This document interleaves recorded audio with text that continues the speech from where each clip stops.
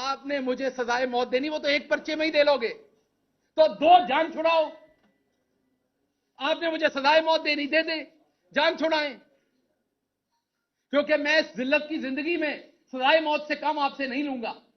देनी है तो अब आपको मुझे सजाए मौत देनी है। मैं अदालत से मांगूंगा कि मुझे सजाए मौत दी जाए, क्योंकि मैं इस जिल्लत की जिंदगी नहीं जीना चाहूंगा।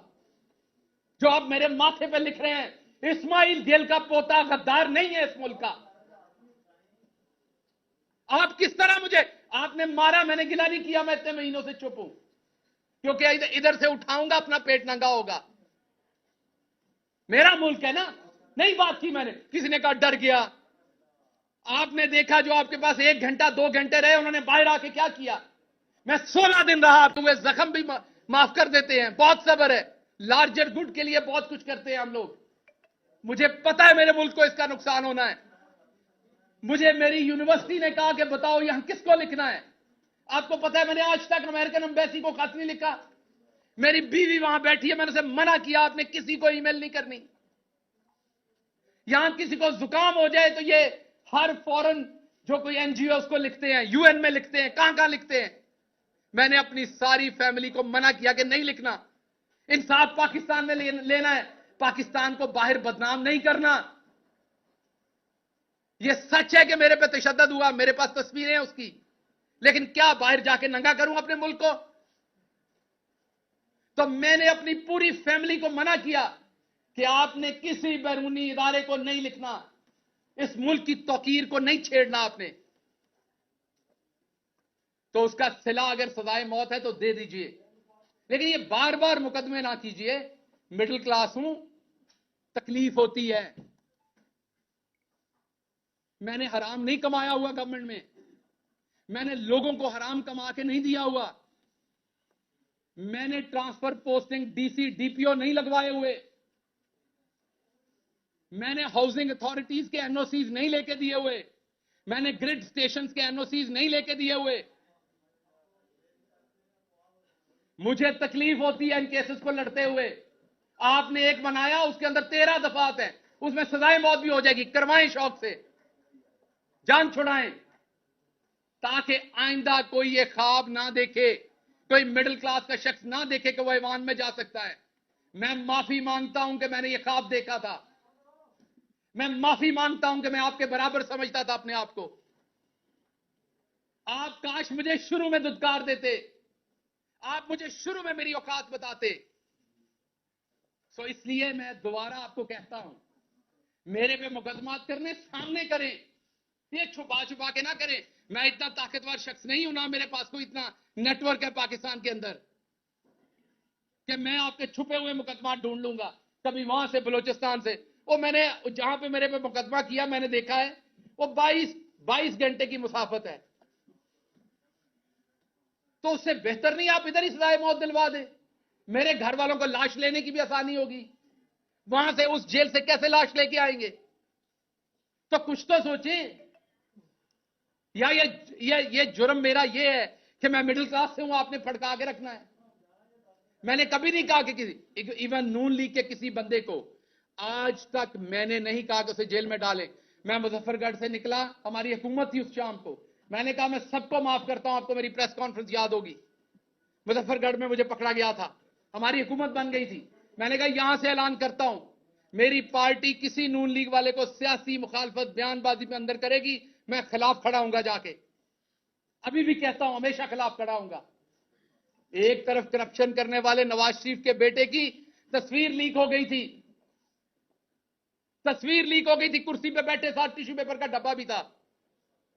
और मेरी रात के 2 बजे तशद्दुद करके, मेरा ये जबड़ा तोड़ के, तस्वीरें खींच के मुझे ह्यूमिलिएट करने के लिए रिलीज की गई, इसलिए कि मैं चौधरी नजीर अहमद गिल का बेटा था, मैं मिडिल क्लास था, मेरा कोई रौला डालने वाला नहीं था। मैंने किसी सहाफी को पेट्रोल पंप या उनके प्लॉट नहीं दिए हुए थे, मेरी माफिया नहीं थी। ख्याल करें कुछ, ख्याल करें। ये ला इलाहा इल्लल्लाह मोहम्मद रसूलुल्लाह के नाम पे बना है मुल्क, ख्याल करें कुछ। अगर आम आदमी गलती से पहुंच जाता, ख्याल करें कुछ। बड़े सारे ख्वाब है मेरे गांव के मेरे साथ जुड़े हुए। बड़ी सारी ख्वाहिशें हैं उनकी अभी, और मैंने सब लोगों की तरह उनको डबोया नहीं है। आपने मुझे 16 दिन रखा, आप मुझे दोबारा 16 दिन रखें, मेरे पे एक छींटा करप्शन का निकाल के दिखाएं। पाकिस्तान में आज करप्शन करना नॉर्मल है। मेरी फैमिली ने एक दफा 2000 रुपए का पेट्रोल, सरकारी गाड़ी का 2000 रुपए का पेट्रोल जो है वो प्राइवेट गाड़ी में डाल दिया। मैंने अपनी फैमिली से लड़ाई की, मैंने वो 2000 का पेट्रोल उसी टाइम कैश के साथ सरकारी गाड़ी में डाला। मैंने इबादत समझ के ये काम किया है। सो इसलिए या तो मुझे सजाए मौत दें, ये वाले काम मेरे साथ ना करें। हर दूसरे दिन आप मेरे पे एफआईआर दे देते हैं। मैं राणा सनाउल्लाह साहब उसके बाद कहते हैं कि जी भुगते हैं जी, इनके रोने निकल गए। मैं मास्क मांग रहा था, मैं रो नहीं रहा था। आपका सांस बंद होगा तो आपके मुंह से भी निकलेगी वो चीज। मेरा सांस बंद था। मैं चुप इसलिए हूं कि मैं बोलूंगा तो उसमें बेतौकीरी है। मैं बुजदिली से चुप नहीं हूं, मैं बेतौकीरी से चुप हूं। गुस्सा है अभी मेरे अंदर, मैं किसी अपने के बारे में कुछ गलत ना कह दूं, क्योंकि मैं गलत, आप अपना आपके साथ गलत भी करता है ना तो आप गलत वापस नहीं कह सकते। जिससे आपने सारी जिंदगी प्यार किया हो ना, आपके साथ वो ज्यादती भी कर जाए तो आप वापस गलत नहीं कहते। मुझे अदराक है कि मेरे मुंह से कुछ गलत नहीं निकलना चाहिए, वरना इससे ज्यादा मेरे साथ और क्या होना है।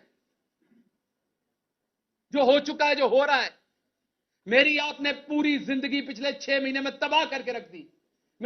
आप यहां तक नहीं रुके कि आपने मेरी बीवी पे झूठे केसेस बना दिए।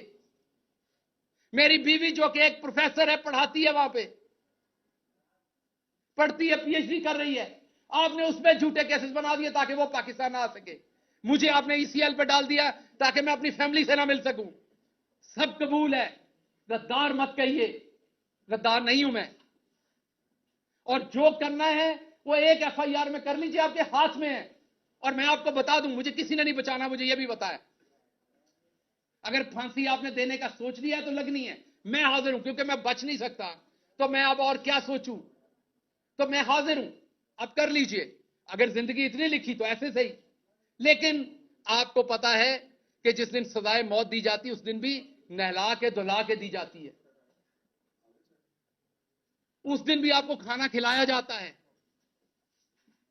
आपकी किसी सूरत तजलील नहीं की जाती। ये तजलील ना करें कि मुझे पता ही नहीं होता एफआईआर कहां है। मैं हर रोज नई एफआईआर ढूंढ रहा हूं, अदालतों के चक्कर लगा रहा हूं, जी बता दे मेरी एफआईआर कहां है। और आवाज बुलंद करता हूं कि पार्टी के लोग मुकदमे नहीं यार करते, कहते हैं जी पार्टी पे तनकीद कर रहा है।